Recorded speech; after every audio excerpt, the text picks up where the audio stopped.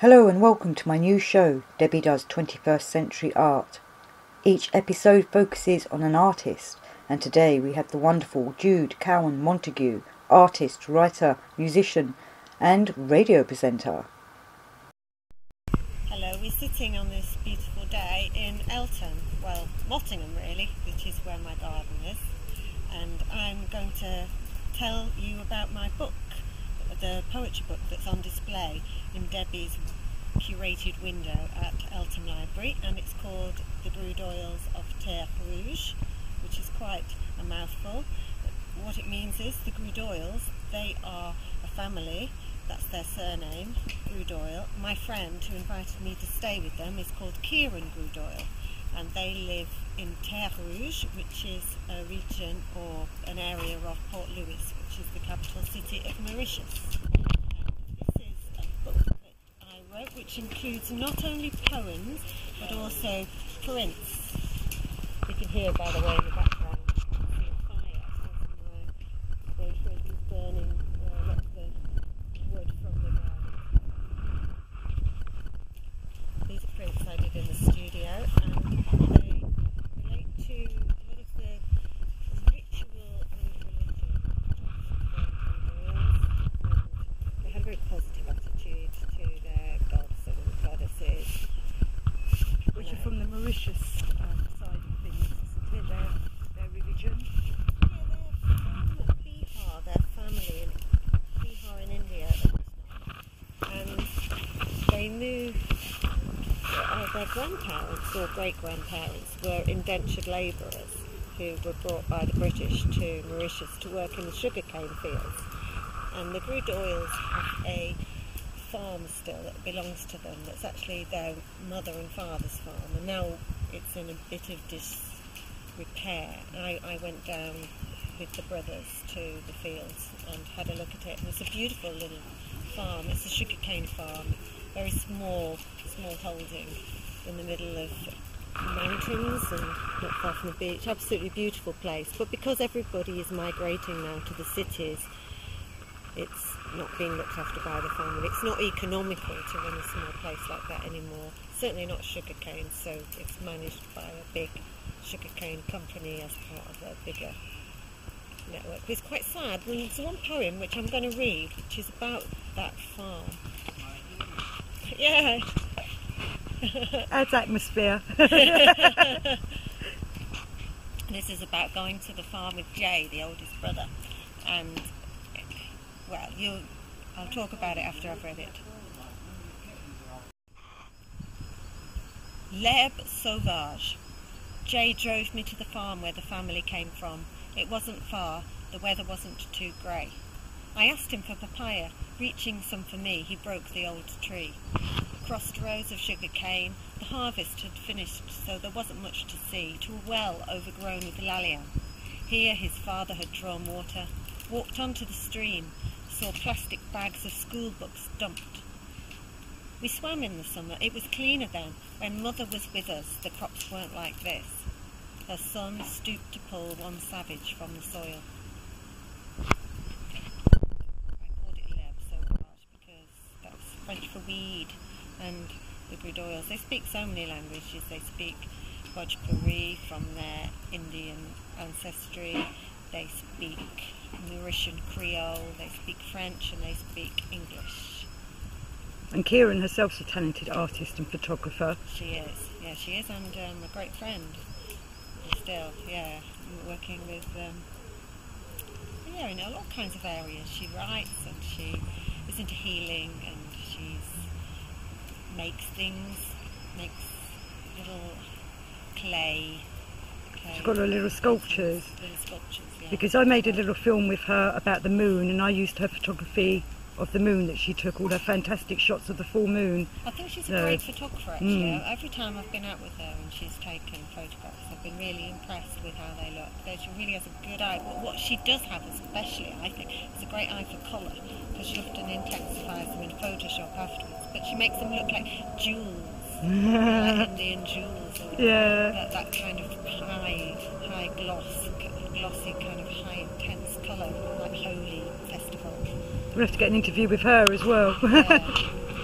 And And this one is a print that I associated with a poem that I did about puja. Puja is the prayer that they had in the house.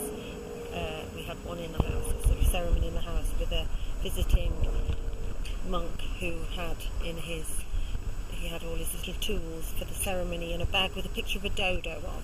So there's a nice mixture of Mauritian and Indian tradition there. And this was imagining I was a young girl, or thinking about the young girl in the house who was there as part of puja, when you pray for what's going to happen in the future. Puja. Durga, bring me my love, out of the river, tipped in my lap. Shining silver as an eel in the shallows, I will snap him when he slips by. I'm praying, bring me my love, pulled from deep ocean, caught with my craft. If he flash angry as an ancient monster, let me be the first to tame him. I glue my bindi and oil my thin arms. I swirl my dupatta, kangam jangling, my heart beats louder. Here in the house of my family, I'm nearly ready, Durga, bring me my love. Naked from the storm cloud, rain in my mouth. If he tastes colder than an ice-capped mountain, my red blood will race to climb him. I brush my future, unleash the nightfall, unbraiding and spilling. Brilliant. And this book's available on Amazon and anywhere else that people can get it? The Book Depository. Book Depository. Oh yeah, I have my books there. That's a good place. Yeah, that's a really good place, I think. It's really easy to buy from there. The one thing you can't do is buy a book from there. It always comes out the same price. So only one at a time for Jude's book. Yeah. I mean, maybe I can get hold of it. Somebody wanted 50 copies. You come through us. So do you have another one to read? Yes, I have one last one that I just really love reading, because as you might have seen in the background, we were shouting at our dog, Solly. And this is about the dogs of Mauritius.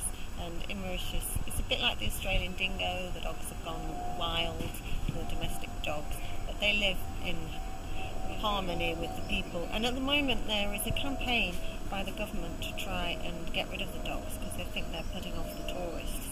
And we're involved in an attempt to try and stop them being destroyed. So this is for the dogs of Mauritius and the people who are campaigning to save them. Come and film it.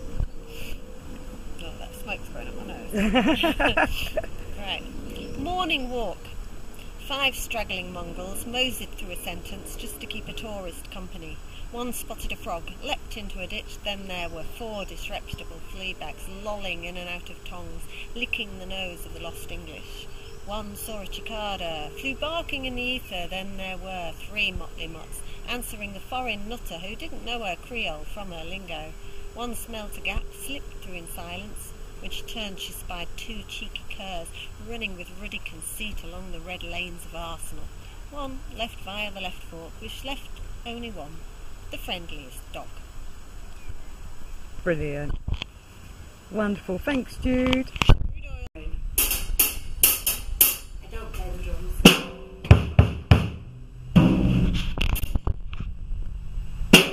You come here sometimes, Dave, and then I might sing or do something. As you can see, the dog is in here. Yes, come to play.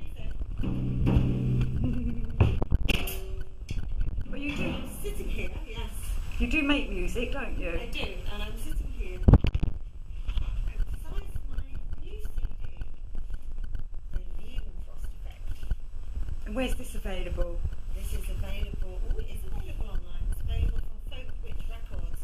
Folkwitch Records? Yes, Folkwitch, which is a bit of a pun. Yeah, something that we won't mention. Yeah. On TV. It's on TV. It's on TV. Folkwitch Records. And you can get physical copies from Disco Fair as well, which is a Netherlands label run by Wim Udiek, who is my collaborator on this album. You can see his name there, Jude Cowan Montague, for this purpose, and Wim Udiek. And the Frost Effect is based on my work at Reuters, where I have been an artist for about 10 years. I've just left, actually, doing Reuters news stories, which are often very quirky. And what I've done is I've combined the collages and the lyrics together in the book. This is a booklet which Bert Coops, a friend of Vim, has put together. They've done the production for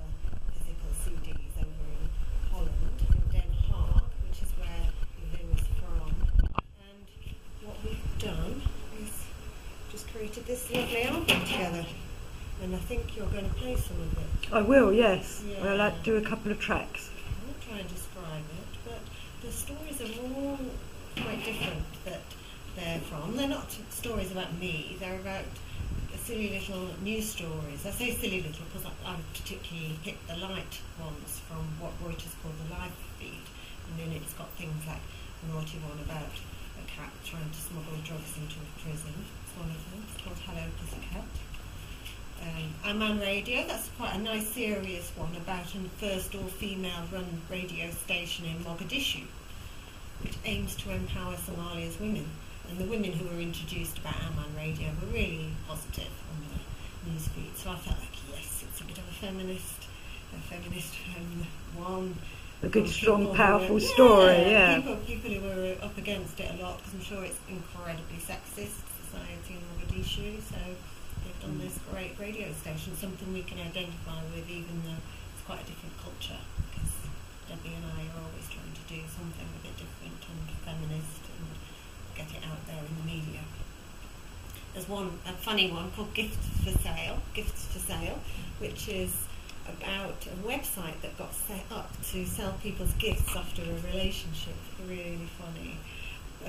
Do you want to get rid of your ex-boyfriend's belongings? Well, you can now. Make a little cash and get rid of old memories. I'm selling my ex-boyfriend's guitar for revenge. I need that website. There's a couple of voices, because often I have different voices in my songs, it's not just my own, so I can imagine I'm a different character. Well, I was looking for a TV and I found one on the website. It was cheap. I liked the story about the girl who sold it because her boyfriend watched too much soccer. And it reminded her of the bad times. And now I've got a TV with an interesting story. So I think it's great because it makes everything kind of amusing and amusing when it's breakups. It's all like, oh. But it's actually very funny. I mean, often maybe down in the pub or just having a cup of tea or whatever, having a drink with mates and talk about it, you can all fall around the floor laughing, you know, when a relationship splits up. Because it's also absurd, isn't it? Yeah, I know they are sad and dismal that relationships break up, but we must see the funny side, or try to get through it that way. Yeah. And it can be great fun actually as well, you know, when you look back at it. You allow yourself those moments of humour, I think, it's actually, not only is it good fun, but it's life. You know, you're enjoying life. Yeah. Bad times, good times. Yeah. But this isn't your first album, is it? You've done some others. No, not my first. Tell us a bit about your first or second. Well, my first full album, it was quite a long time ago now, it was called To America, and the title story was actually based on news, and obviously drawn kind of news and real life stories of other people that are a bit intriguing to make work out of. The first story, To America, was about, do you remember a case, a very notorious case in Paris about Louise Woodard, who went to America to be a nanny, and she wasn't really very experienced at all looking after children, and she was left with a very small baby, and I don't remember the exact details because I wasn't reporting on it, I was just writing a little song.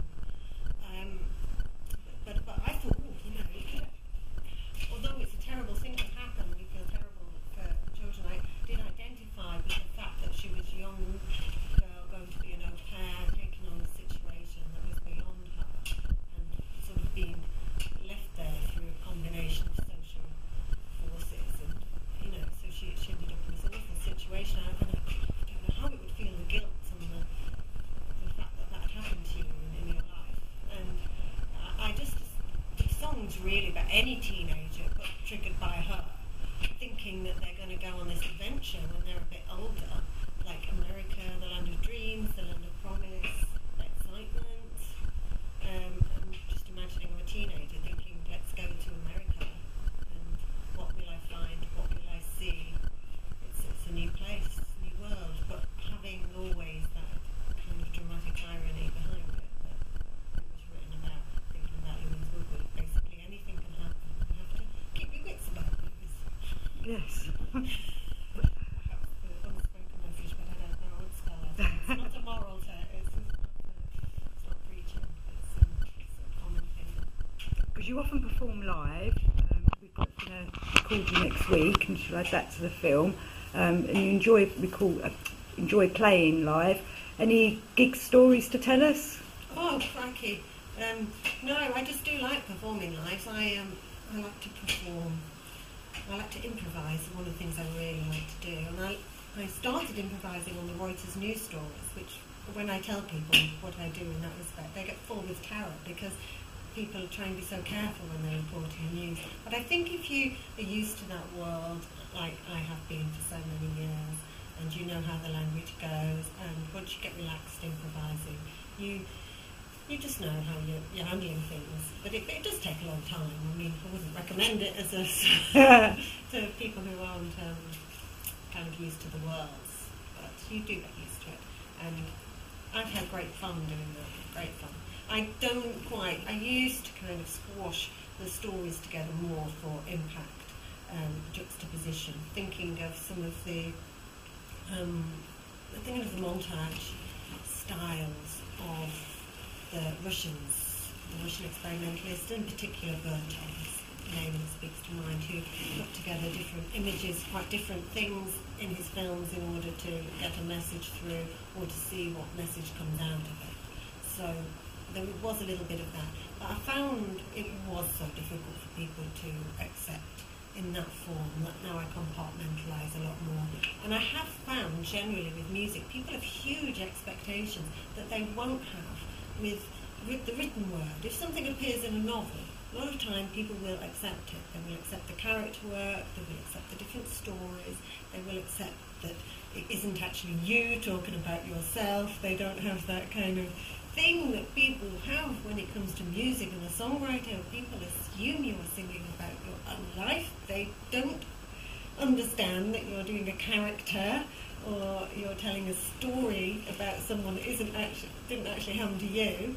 I did not sell my ex-boyfriend's guitar on the website. My boyfriend's out there, and if my ex-boyfriend had a guitar, I probably would have kept it, being a musician. Although I think it's a very good idea. It's not about me. It's other people's stories, but obviously not using their names or anything. You're making them into lovely little musical ditties. Yeah, it's other people's stories, but you do bring something of yourself when it comes to things like empathise and sympathise and your understanding of what they're going through. And there might be something you can think, oh yeah, I can remember something happened to me that might, can get an inroad into that. But they're not my stories. And so I did the album to America. That was a great album.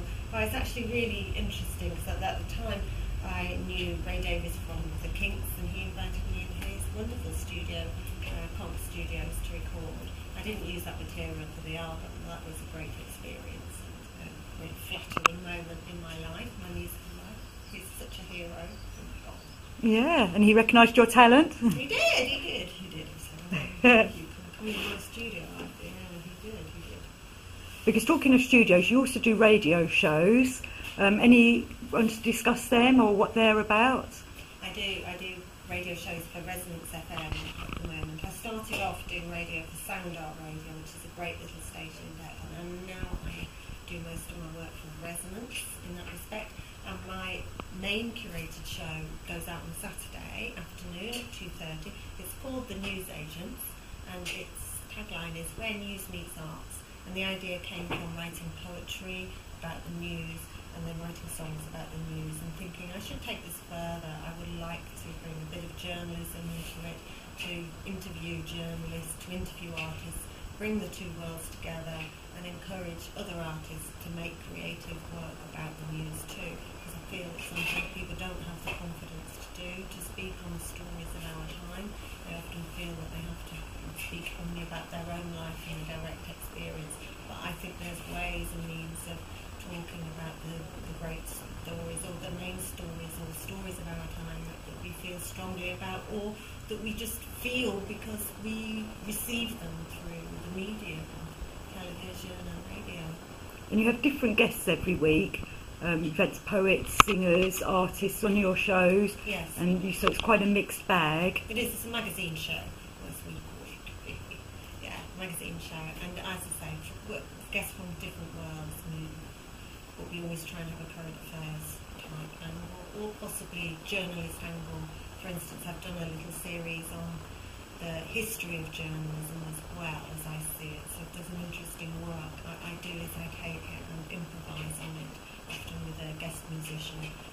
This coming week I'm going to do an episode on Henry Mayhew and his work from the 1840s, which was oral histories of the street workers of London. And it would be great because the language in that's just so wonderful. Because it's not a work of fiction, but it's oral histories, you get that directness from what people say. And that was an early piece of journalism. It was, or Victorian journalism, not very early, I guess, if you take the whole wide span of journalism, but it's, 1840s, and it was serialised in a paper. That's how it began its life. It only got later was it compiled into a book. So it's resonance radio, and that's on the web as well as on normal digital radio. Resonance 104.4 FM, and if you go to www.resonancefm.com, then you can listen online, and they archive all their shows, so it will be archived on Mixcloud. Super, thanks Jude. Thank you, Debbie. I'm at the Montague Arts, and I'm just about to play a gig at Ian's gig. It's called Sonic Imperfections. First there's two girls playing recorder, and then after me is going to be Graham Dowdell and Gagar. So I'm looking forward to it. I'm going to be doing a little set, about 30 minutes, on Henry Mayhew, London Labour and improvising using his text. So to finish, go wandering around London,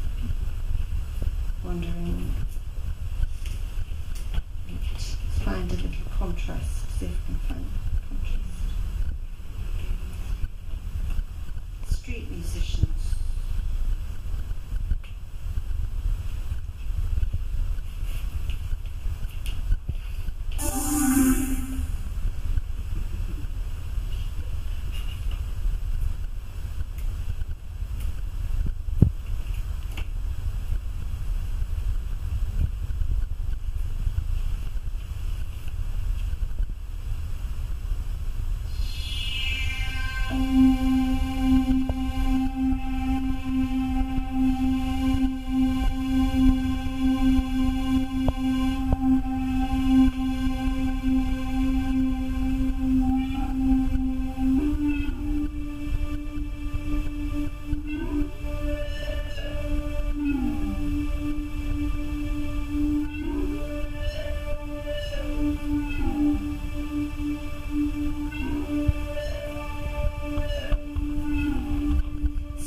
Musicians are of two kinds, the skillful and the blind.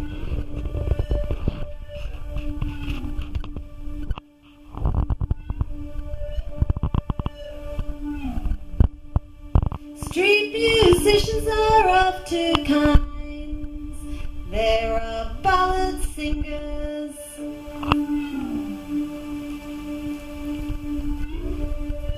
some obtain their money by their performance being agreeable, and some obtain their money in pity for their affliction. Money, money, money, money, money, please.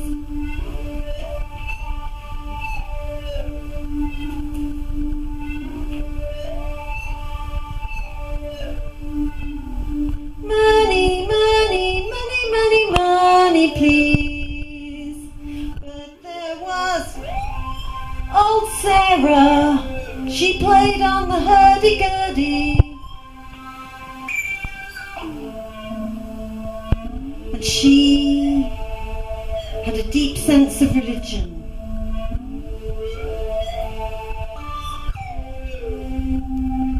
She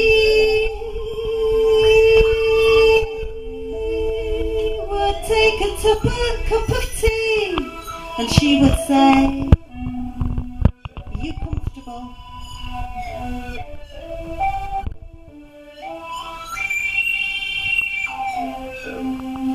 I was born in a small chandler's shop facing the White Horse.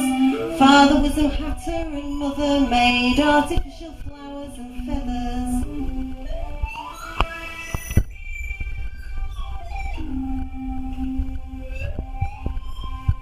My eyes was very bad.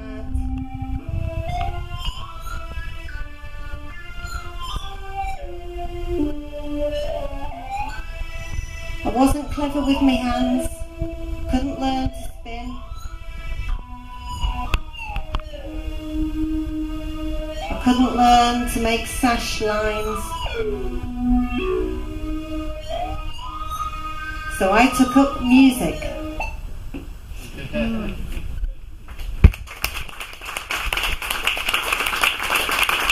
Opening. I mean, I'm recording. So what you've got there, Jude? When Debbie came, I just went and looked at my post, and I was really excited because I got a really interesting message that every artist likes to hear.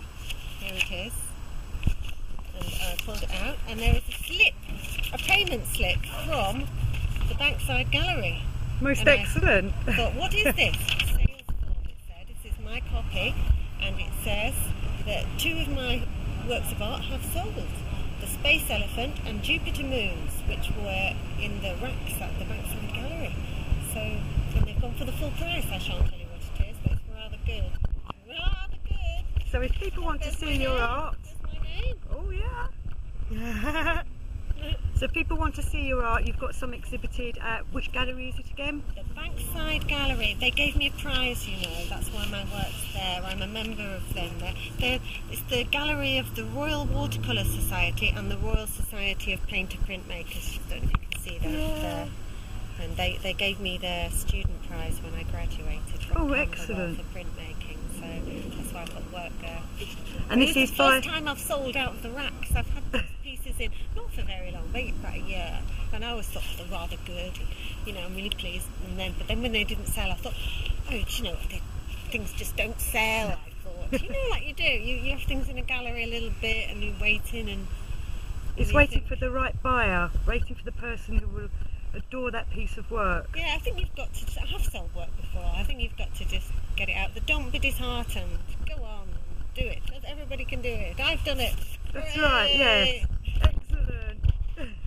Thank you, Jude.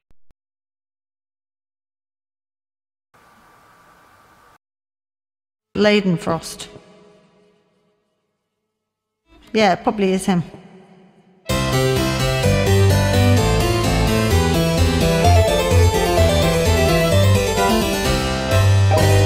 Hello, Mini Maze. Which water droplets follow a designated path? Hello, Mini Maze. Magnified water droplets appearing to walk autonomously up the incline of a jagged surface. The Leidenfrost effect.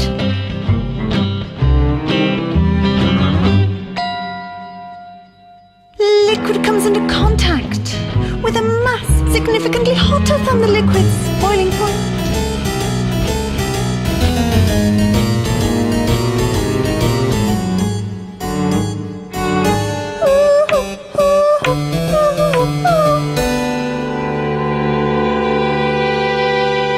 The liquid comes into contact with a mass significantly hotter than the liquid's boiling point. Because of a vapor barrier keeping the two separated. This happens in household kitchens when drops of water check the temperature of a frying pan. The Leidenfrost effect. The Leidenfrost effect. Magnified water droplets appearing to walk autonomously up the incline of a jagged surface.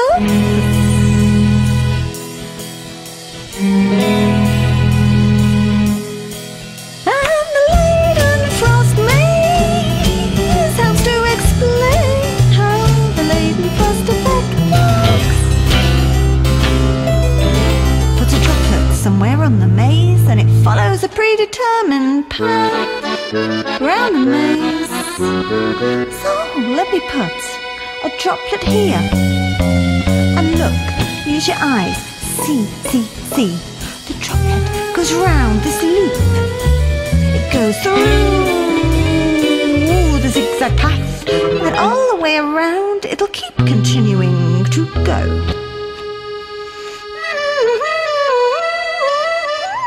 And the water droplets levitate, they even climb uphill. Droplets of water on a heated surface reach a certain temperature, and the droplet surface starts to boil rapidly.